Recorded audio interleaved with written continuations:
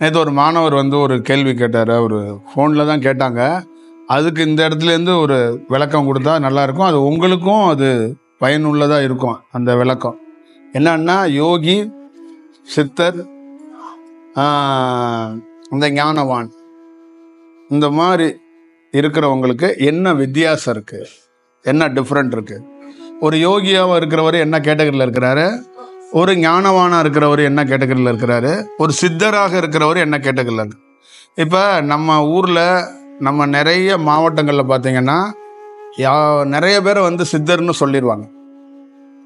ஒரு சித்தருங்கிறது வந்து என்னன்னா, அப்படி அவ்வளோ சாமானியமாக எல்லாரையும் சொல்லிடக்கூடாது, சொல்கிறதுக்கான வாய்ப்புகள் ரொம்ப குறைவு.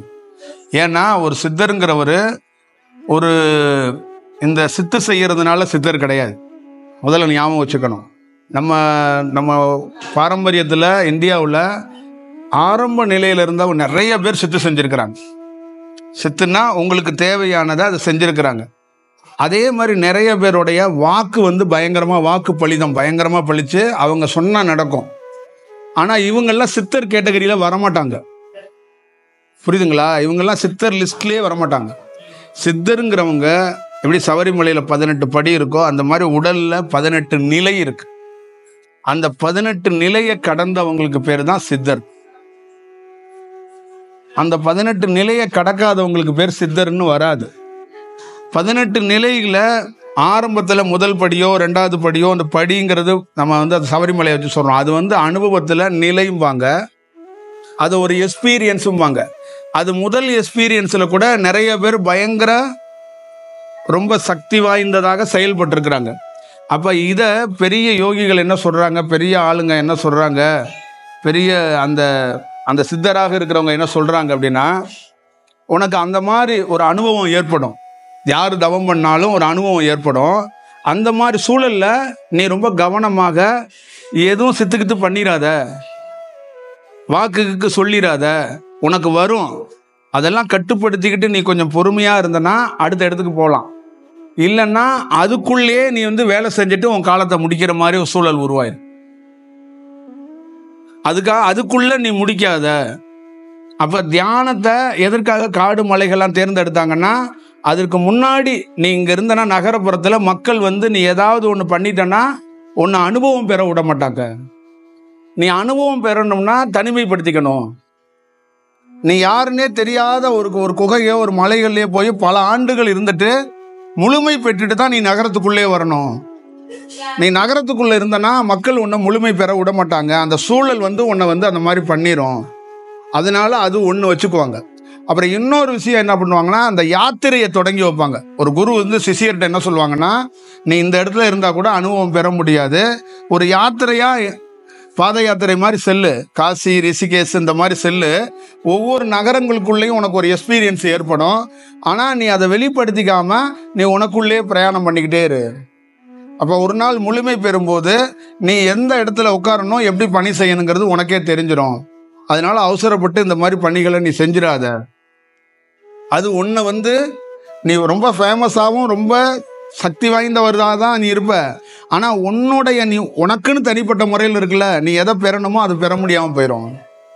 அப்போ தனி ஒரு தியானம் பண்ணுறவங்க அவங்க முழுமை பெறுறது எவ்வளோ ரொம்ப ரொம்ப முக்கியங்கிறத நீங்கள் பார்த்துக்கணும். அந்த சித்தருங்கிற சொல் வந்து முழுமைன்னு பொருள். அந்த முழுமையாக ஒருத்தர் ஆயிட்டாருன்னா தான் அவர் பேர் தான் சித்தர். சித்தர்னா என்னன்னா, உடல் இல்லாத வெறும் உயிர் துளின்னு பேர். 1,00,000 உயிர் துளியை ஒரே இடத்துல களைச்சி போட்டு இப்படி நிற்கிதுன்னு வச்சுங்களேன். இந்த தேனீக்கள் ஒன்றா கூடி நிற்கும்ல, அந்த மாதிரி 1,00,000 உயிர் துளிகள் ஒன்றா நிற்கும். அதுக்கு பேர் தான் சித்தர். சூலத்தோடு இருக்கிறதுக்கு பேர் சித்தர். அந்த விஷயத்துக்குள்ள சூலத்திலேருந்து வெளியில் வந்து அவுட் ஆஃப் பாடி எக்ஸ்பீரியன்ஸ்னு சொல்லுவாங்கல்ல, அந்த அவுட் ஆஃப் பாடி எக்ஸ்பீரியன்ஸில் வேலை செய்கிறவங்க தான் சித்தர்னு சொல்ல முடியும். அது சித்தருங்கிறது என்னன்னா, அந்த அந்த அந்த அணுக்கள் அந்த உயிர் சக்தியாக இருந்து வேலை செய்கிறவங்களுக்கு பேர் தான் அது. அப்போ நமக்குள்ள என்னன்னா, கிராமங்கள்லையோ நிறைய வடிவத்தில் இருக்கிறவங்களை எல்லாத்தையும் பார்த்துட்டு ஒரே கேட்டகரியில் ஒரு சித்தர் இருக்கார், அந்த ஊரில் ஒரு சித்தர் இருக்காரு, இந்த ஊரில் பச்சை வெட்டி கட்டி ஒரு சித்தர் இருக்காரு, இந்த ஊரில் வெள்ளை வெட்டி கட்டி ஒரு சித்தர் இருக்கிறாரு. அது இல்லை. அது நம்ம பழக்க வழக்கத்தில் நம்ம வந்து அவங்கள எப்படி அழைக்கணும்னு தெரியாமல் நம்மளே ஒரு பேரை வந்து சூட்டிடுறோம். நம்மளே வந்து அவங்கள அப்படி கொடுத்துட்றோம். அதுதான் அதில் இருக்கிற பெரிய இதாக இருக்குது. அதே மாதிரி அந்த சித்தருக்கு ஈக்குவலான கேட்டகரி ஞானம், அந்த ஞானவான் அப்படின்னு சொல்கிற அந்த தீர்க்கதரிசின்னு சொல்லக்கூடிய அந்த வடிவத்தில் இருக்கிறவங்களுக்கு இருக்கிற விஷயம். அவங்களும் இவங்களும் அந்த 18 அந்த அனுபவங்களை பெற்றாதான் ஒரு முழு வடிவமாக பெற முடியும்.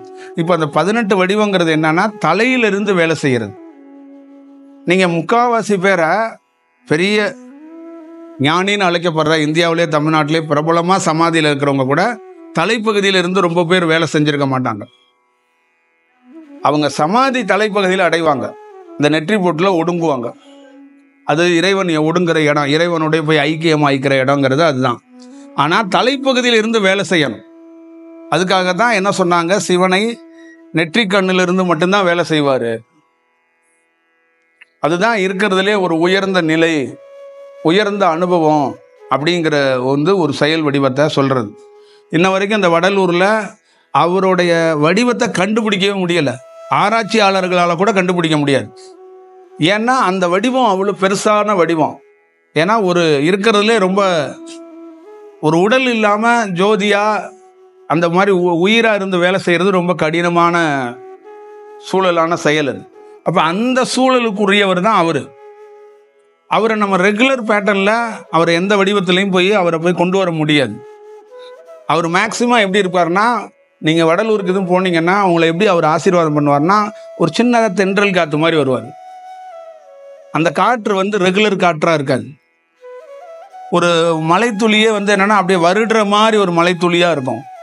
அங்கே கிளைமேட்டே அவர் வர்றாருன்னா அந்த தருணத்தில் மாறும். அந்த பஞ்சபூதங்களே சேஞ்ச் ஏற்படும்.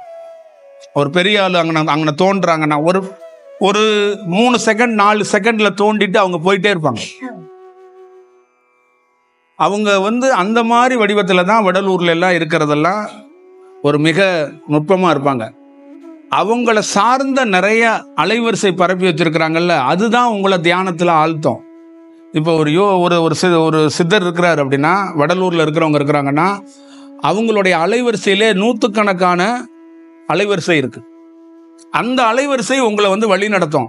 ஆனால் அது நேரடியாக அவர் வர்றதுக்கான காலம் இருக்கும்போது தான் வருவார். அவர் ப்ரெசன்ட் பண்ணுறாருன்னா இந்த பஞ்சபூதத்தில் சேஞ்ச் ஏற்படும். அந்த ஒரு 3 நிமிஷமோ 4 நிமிஷத்துக்குள்ள அது நடக்கும். அது அப்படியே மறைஞ்சு போகும்.